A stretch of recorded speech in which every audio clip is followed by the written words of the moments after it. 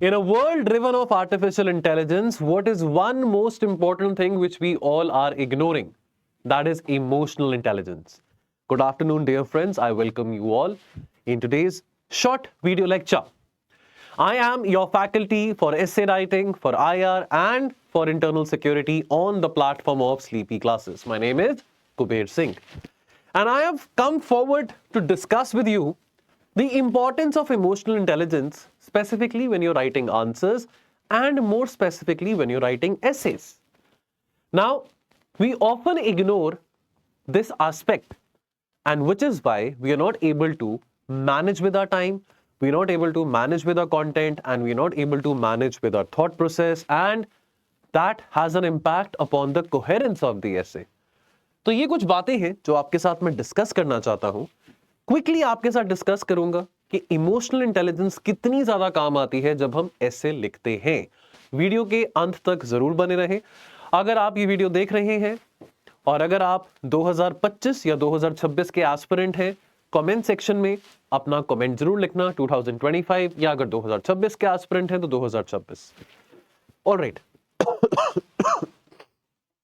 Emotional intelligence एक बहुत important role play करता है, बहुत इंपॉर्टेंट रोल प्ले करता है, स्पेसिफिकली अगर हम यूपीएससी मेंस एसे राइटिंग की बात करें, बिकॉज ये इमोशनल इंटेलिजेंस के जरिए आप अपने आइडियाज को आर्टिकुलेट कर पाते हैं एक बहुत बैलेंस्ड, स्ट्रक्चर्ड और नुआंस्ड वे में। Without emotional intelligence, understand one thing, EI, emotional intelligence, is very much applicable in all stages of this exam of UPSC.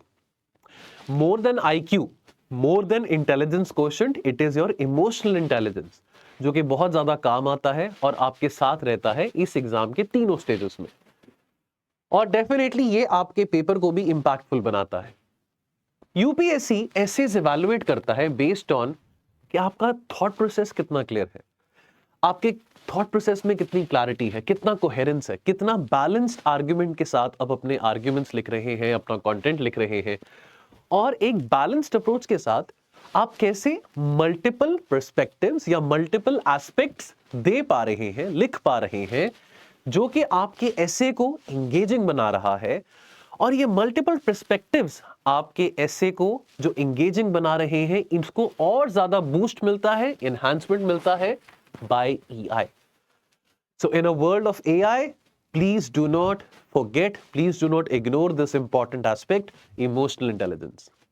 ये इमोशनल इंटेलिजेंस आपके साथ जिंदगी भर रहेगा। इवन आप ऑफिसर बन जाओगे या कहीं प्राइवेट सेक्टर में कुछ मैनेजर बन जाओगे, इमोशनल इंटेलिजेंस आपके साथ हमेशा रहने वाला है। आज के टाइम पे, आज के टाइम एरा में, आज के कॉम्पिटिटिव वर्क एटमॉस्फेयर में, more than IQ, the hiring managers, the CEOs, the COOs, they're looking for resources with high EQ, with high emotional quotient. Now, अगर हम इमोशनल इंटेलिजेंस की बात करें तो जो एसेज हैं, अक्सर हम देखते हैं कि एसेज के जो टॉपिक्स होते हैं या मोस्टली जो एसे का कंटेंट होता है जो आप लिखते हैं, दे revolve around socio economic issues, ethical dilemmas and global challenges, जैसे कि टेररिज्म है, क्लाइमेट चेंज है, साइबर सिक्योरिटी है, etcetera etcetera. So therefore in सभी विषयों पे कई सारी बातें लिखी जा सकती हैं, लेकिन अगेन चैलेंज क्या है कि हमको एक लिमिटेड, सीमित समय में ये बातें लिखनी है और प्रभावशाली बातें लिखनी है, यानी कि ऐसी बातें लिखनी है जिसका इंपैक्ट भी बहुत ज्यादा पड़े। सो देयरफॉर यहां पे काम आता है आपका इमोशनल इंटेलिजेंस, क्योंकि आपको नाप तोल के लिखना है ना, आपको बिल्कुल भावनाओं में बह के, हम कहते हैं ना कि भावनाओं में बह के अगर आप कोई चीज लिखोगे तो एग्जामिनर को लगेगा कि आप बहुत एक्सट्रीम स्टैंड ले रहे हो। मतलब किसी भी चीज के बारे, टेररिज्म है, पॉवर्टी है, इनइक्वालिटी है, वुमेन इश्यूज है, डेटा प्राइवेसी है, कैपिटल पनिशमेंट है, हर एक चीज के ऊपर एक नियंत्रण बनाना बहुत जरूरी है, एक संतुलन बनाना बहुत जरूरी है। नाउ इमोशनल इंटेलिजेंस आपको इनेबल करता है कि कैसे आप दूसरों के नजरिए को भी समझ सकें, यानी कि मल्टीपल स्टेक होल्डर्स की बात हो रही है, यानी कि हमारे समाज में कई वर्ग के लोग होते हैं, कई कम्युनिटीज होती हैं। अब दलित्स भी हैं, शेड्यूल कास्ट भी हैं, ट्राइबल मेकर्स भी हैं, पॉलिसी मेकर्स हैं, इन्वायरमेंटलिस्ट हैं, कॉर्पोरेट लीडर्स हैं, कई सारे लोग हैं। इन सब की वेलबींग को और इन सब की इंटरेस्ट को मद्देनजर रखते आपने अपने आर्ग्यूमेंट्स को स्ट्रक्चर करना है, व्हिच मींस दैट आप एक प्रोस्पेक्टिव ब्यूरोक्रेट हैं। थिंक लाइक अ प्रोस्पेक्टिव ब्यूरोक्रेट। आप आने वाले समय में, आने वाले 30-35 सालों में आप भागदौड़ संभालेंगे भारत सरकार की। तो वो 30-35 सालों में आपने केवल अपने इंटरेस्ट को या अपनी आइडियोलॉजी को प्रमोट नहीं करना है, आपको दूसरों के, आपको जो डिफरेंट स्टेक होल्डर्स हैं हमारी सोसाइटी में, गरीब से गरीब दर के लोग से लेके अमीर से अमीर दर के लोग, उन सब के इंटरेस्ट को कलेक्टिवली आपने आगे लेके बढ़ना है। फॉर एग्जाम्पल, अगर ऐसे है पॉवर्टी और इनइक्वालिटी के ऊपर, अब ये ऐसे आ जाता है आपके ऊपर जिसका थीम पॉवर्टी इनइक्वालिटी है। अब यानी कि अब यहां पे आप केवल सरकार को तो गालियां नहीं निकाल सकते हैं कि सरकार के कारण ही गरीबी बहुत है।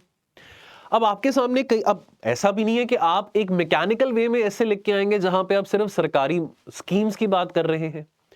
नेशनल फूड सिक्योरिटी एक्ट, प्रधानमंत्री गरीब कल्याण अन्न योजना, व्हिच मींस कि ना तो हम केवल सरकार को गाली निकालेंगे और ना हम केवल सरकार के गुण गाएंगे।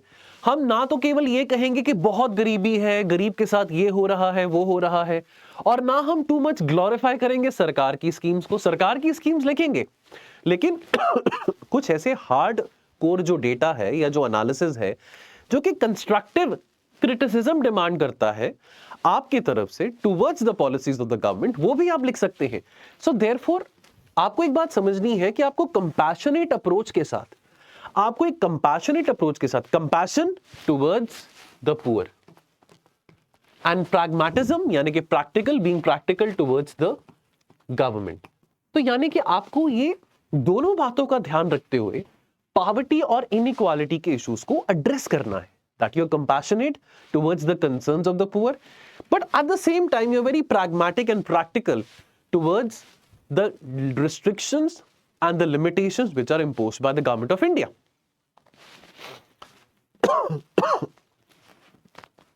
Then structuring and logical flow की बात करें तो इमोशनल इंटेलिजेंस मदद करेगा आपकी कि आप लॉजिकल फ्लो ऑफ थॉट्स को कैसे अरेंज कर सकते हैं, स्ट्रक्चर कर सकते हैं, और कैसे आप अपने बायसेस और अपनी इमोशंस, अपने पर्सनल बायसेस और अपनी पर्सनल इमोशन से विपरीत जाके, अपने पर्सनल बायसेस और अपने इमोशन से विपरीत जाके आप एक बैलेंस्ड वे से अपना एग्जाम्पल, अपना एनेक्डोट, अपना कंटेंट पेश कर सकते हैं। यानी कि आपके जो आर्ग्यूमेंट्स हैं they are rational, indeed they are rational, they have to remain rational. However, I emphasize a lot upon this fact that look, I'm in all favor of using emotions. Understand one thing, if you're being compassionate towards the poor, if you're being practical towards the government, you're using your emotions. However, there is a term called that you're emotionally overcharged. आप अपने content में अगर emotionally overcharged expressions लेके आते हैं, emotionally overcharged expressions आपकी content में can damage your content, can end up denting a big negative impact on the mind of the examiner. So therefore you have to keep in mind that आपके जो arguments हैं they are rational, practical, they have that element of emotions, but they shouldn't be very emotionally charged. So you understand, at the end of the day, essay writing is about weaving and creating a very compelling narrative. Now you have to figure it out that how much of that weaving of the narrative is required in a way that the narrative is not looking unnecessarily emotionally overcharged. That is one thing which you have to keep in mind. Now, for example, while you're discussing on capital punishment, now, sorry, जाती हुई सर्दी हमेशा गले और नाक का band बजा के जाती है. Now, when you're writing about, let's say, capital punishment, now you must be reading about so many countries doing away with capital punishment, so many countries really, getting away with the fact that okay, there's no जरूरत नहीं है कि हम किसी को फांसी की सजा दें या किसी को हम सजाए मौत दें, etc. etc. Now, when you're talking about capital punishment, understand एक इमोशनली इंटेलिजेंट अप्रोच क्या होगी. एक इमोशनली इंटेलिजेंट अप्रोच क्या होगी? इमोशनल इंटेलिजेंस अप्रोच होगी जो कि बैलेंस करेगा retributive justice, because understand one thing, criminal है, कोई गलती करी है, बहुत घोर अपराध किया है, which is a very grave crime against humanity. that very person who has committed a crime, he is a criminal and he's a threat to the society. So there has to be a certain amount of retributive justice. But emotionally intelligent argument would involve creating a balance between retributive justice and reformative justice. Because at the end of the day, our purpose of booking somebody to justice, of giving somebody punishment, is order to ensure that that particular criminal, because nobody is born a criminal, nobody is born saying that I will kill 100 people, when I grow up. Nobody is born a criminal. But there is an element in every human being, in every criminal, that he or she will reform, can reform, may reform. So therefore, being an emotionally intelligent person, you have to balance both the aspects, which is talking about retributive justice versus reformative justice as well. Now, you have to ensure that your introductions and conclusions are persuasive. Soft power की बात करते हैं, persuasion की बात करते हैं, which means that your introductions and conclusions, they have to create a big impact in the minds of the examiner. Ultimately, that compelling narrative,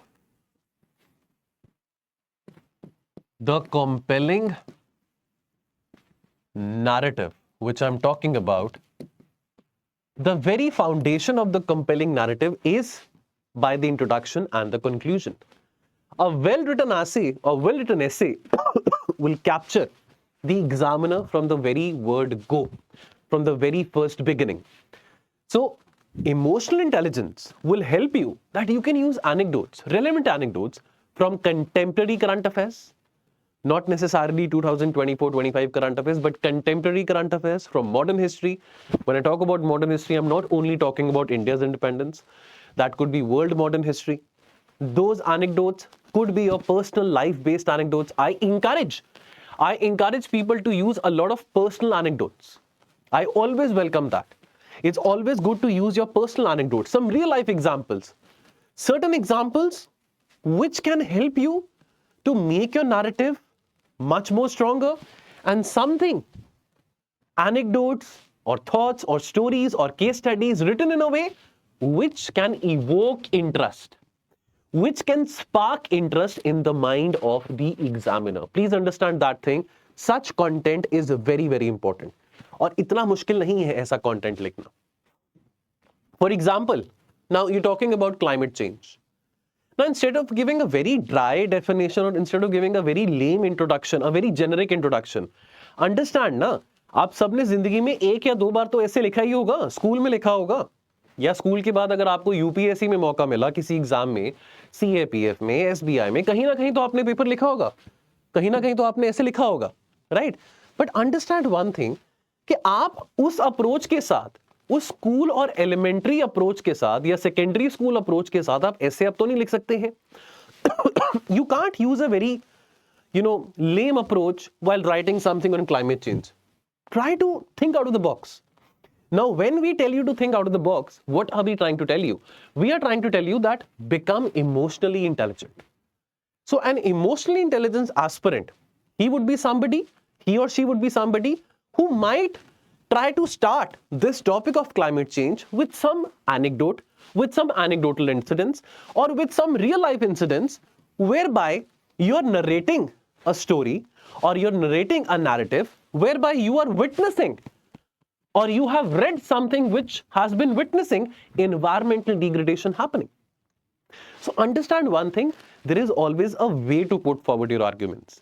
Ultimately, essay writing is not only about content, it's also about, I have been telling this time and again to many people, to many students, it's also about the way you present your narrative and the way you present your content.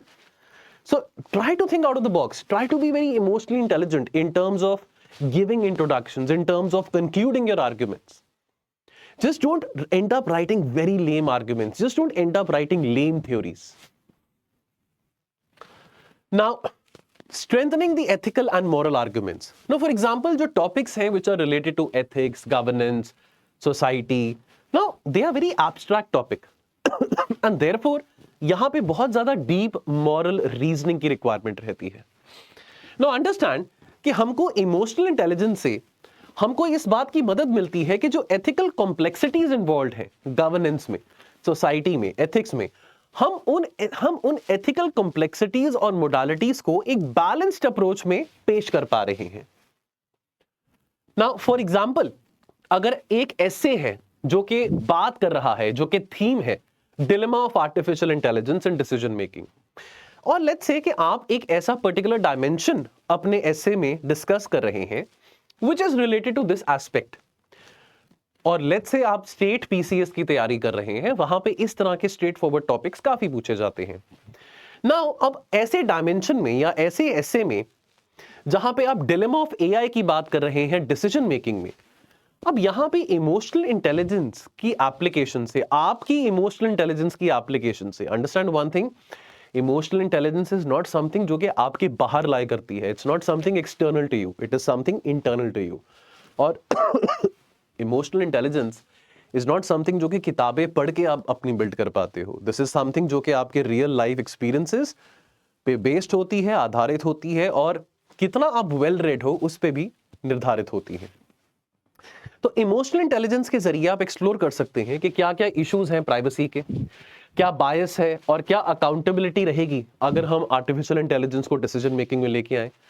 So therefore rather than giving a very straight forward technical answer, अब आपको लोग कहेंगे कि ज्यादा घुमा घुमा के मत बोला करो, सीधा बोला करो, फाइन, सीधा बोलना हमेशा सही रहता है, लेकिन एसे राइटिंग में आपको टाइम दिया जाता है 3 घंटे का, जहां पे आपने 2 एसेज लिखने हैं, वर्ड प्ले है, और वो वर्ड प्ले में थोड़ा सा आपको वर्ड्स घुमाने पड़ते हैं, नैरेटिव बिल्डअप करना पड़ता है। सीधा आप यस या नो में नहीं कह सकते कि हाँ आर्टिफिशियल इंटेलिजेंस डिसीजन मेकिंग में अच्छा फैसला है।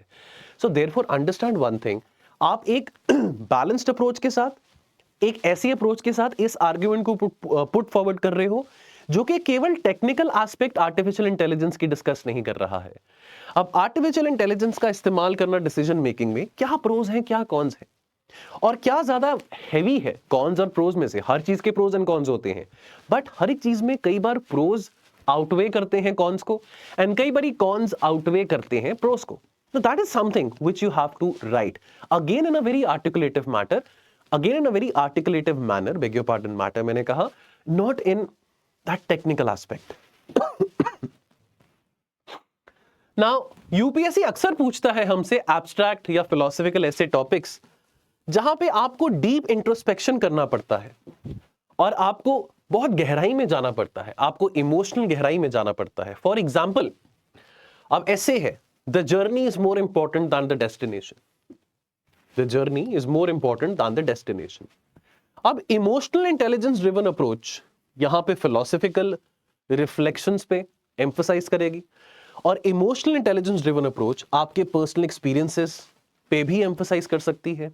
Emotional intelligence driven approach historical examples पे भी एम्फसाइज कर सकती है, ताकि एक ऐसा कंपेलिंग नैरेटिव बनाना हो, एक ऐसा कंपेलिंग नैरेटिव जो कि अगेन एक एब्स्ट्रैक्ट वे में, जो कि एक एब्स्ट्रैक्ट टॉपिक में एक सब्जेक्टिविटी के साथ हम एक्सप्लेन कर सकें। अंडरस्टैंड वन थिंग, टॉपिक कोई भी हो सकता है, अल्टीमेटली फिलोसॉफिकल टॉपिक्स की कमी नहीं है, but what is one thing which is very common in terms of interpreting, in terms of interpretation, or in terms of writing down a philosophical topic, what would that be? That would be that you have to do some deep introspection and you have to understand the emotional depth of the content which is required to write. Now also emotional intelligence will also help you in terms of maintaining neutrality. Now again, बहुत सारे लोगों से आपने, बहुत सारे senior से आपने सुना होगा कि भैया अपने कंटेंट में न्यूट्रल रहने की कोशिश करो। Whenever you end up writing your answers or essays, try to remain neutral. Which means what? That unnecessarily हमें क्रांतिकारी बनने की जरूरत नहीं है। Unnecessarily हमको अपने आर्ग्यूमेंट्स में ना तो ज्यादा ओवरली इमोशनली चार्ज होना है और ना हमको ज्यादा अग्रेसिव बनना है। Well, your arguments should be persuasive, but they shouldn't be desperately persuasive. Your arguments should not have that aggressive tone, should not have that aggressive, and ये उन बच्चों के लिए specifically जो कि अभी न्यू कमर्स हैं, जिनको बहुत प्रॉब्लम आ रही है एसे राइटिंग के कंटेंट में, because I keep on getting a lot of calls जहां पे बच्चे कहते हैं कि सर हमको हर एक चीज बड़ी गलत लगती है जो सरकार के द्वारा की जा रही है, तो हम हर एक चीज को क्या क्रिटिसाइज कर सकते हैं? हर एक चीज को क्रिटिसाइज करने के लिए सरकार अगर आपको बुला रही है पेपर देने के लिए, तो व्हाई वुड सरकार want to give you that job? Ultimately your job as a bureaucrat is going to be to manage that criticism जो कि सरकार की जाती है. Ultimately you would be the spokesperson of the government one day when you clear the exam. So ultimately the government is looking for solutions, not for problems. Now you are being given an essay to write upon and you are narrating 20 other problems. That is not solving the purpose of the government of India. So you have to be very smart, you have to be analytical when required, you have to be objective when required, and you also have to be very diplomatic when required. For example, when you're discussing about religious intolerance, तो एक emotionally intelligent ऐसे recognise करेगा diverse viewpoints and ultimately solutions को suggest किया जाएगा instead of unnecessarily engaging in a polarised atmosphere. Understand one thing, you are talking about religious intolerance. Now understand one thing, you as a prospective bureaucrat, as a prospective officer, you cannot end up showing your bias towards one community over the other. Understand one thing, that we are living in a society which is plural, which is diverse, and which is heterogeneous, not homogeneous but heterogeneous. So therefore there will be conflicts and there will be opposing viewpoints across all communities. So ultimately, while writing your arguments, do not end up showing a bias or a favor towards one particular community. Ultimately, you have to write in a very balanced way, whereby you are giving solutions, you are encouraging solutions instead of engaging in the narrative of political polarization. Now, also, lastly, emotional intelligence का सबसे बड़ा benefit है that it helps you in time management. Understand one thing, आपने 2 essays लिखने हैं 3 घंटे में, तो टाइम तो है. Understand one thing, टाइम काफी है. 3 घंटे में 2 essay लिखना किसी के नजरिए से भाई सफिशिएंट टाइम है, किसी के नजरिए से 3 घंटे ही हैं 2 ऐसे लिखने के लिए, बहुत कम टाइम है. अब वो आपके पर्सपेक्टिव पे डिपेंड करता है. मेरे हिसाब से तो 3 घंटे काफी सफिशिएंट है. और 3 घंटे में 2 ऐसे लिखना, अगेन आपको यहाँ पे कामनेस की जरूरत है, मेंटल कंपोजर की जरूरत है, क्लैरिटी की रिक्वायरमेंट है, and you have to be very spontaneous also. आप घर पे बैठ के ऐसे लिख रहे हो, आपको घर पे बैठ के मैंने कहा कि भाई 15 पेजेस का ऐसे लिखना है, आपको पूरा दिन दिया गया है, आप अपना टाइम लेके लिखोगे. वही काम जब आपको कहा गया कि भैया आपने 15 पेजेस में 2 ऐसे लिखने हैं और आपको 3 घंटे का टाइम है, तो यहां पे आपका आईक्यू काम आ रहा है कि आपका इमोशनल इंटेलिजेंस काम आ रहा है. बिकॉज अंडरस्टैंड, लिखने के लिए पूरी रात आपको दे दूं तो भी कम पड़ जाएगी. आपका चैलेंज क्या है? आपका चैलेंज क्या है कि बहुत सारी बातों को मल्टीपल पर्सपेक्टिव से कम समय में लिखना है. अल्टीमेटली ये आपका चैलेंज है. आपका पूरे के पूरे एग्जामिनेशन प्रोसेस में, प्री में, मेंस में, इंटरव्यू में एक चीज टेस्ट की जा रही है, वो है emotional intelligence, which is the ability to quickly respond to a stressful situation. UPSC knows that writing 20 questions in 3 hours is going to be extremely stressful. But how are you quick in terms of responding and reacting? More of response, less of reacting in terms of your content.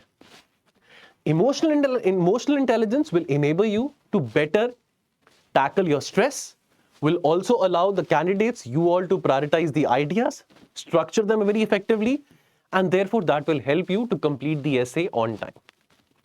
So friends, ये कुछ बातें हैं जो कि मैंने आपके साथ करनी थी as far as emotional intelligence related to essay writing is concerned. I know कि अभी प्रीलिम्स का टाइम नजदीक है, तो अभी आप अपने प्रीलिम्स की तैयारी के मोड में ही होंगे मोस्टली. लेकिन अगेन 15 फरवरी तक जो सीरियस एस्पिरेंट्स हैं, और मेरे साथ काफी ऐसे एस्पिरेंट्स टच में हैं, वो एसेज लिख रहे हैं, तो आप भी till 15th of February try to make sure that, अभी भी 15 फरवरी को 9 दिन, हफ्ता, 8 दिन पड़े हैं, try to make sure that before you immerse yourself in prelims preparation, at least आपने 3 से 4 essays लिखे हुए हैं. Now I'll take your leave, और also please मुझे comment section में बताएं कि आपको ये वीडियोस ऐसे के कैसे लग रहे हैं, और अगला टॉपिक आप किस विषय के ऊपर सुनना चाहेंगे, बिकॉज अभी मोस्टली एंगेजमेंट प्री ओरिएंटेड होने वाली है, लेकिन अभी हम कुछ समय और ऐसे के वीडियोस लेके आते रहेंगे. तो मेरी हेल्प कीजिए और मुझे बताएं कमेंट सेक्शन में किस टॉपिक के ऊपर आप अगला ऐसे का वीडियो सुनना चाहेंगे। जय हिंद।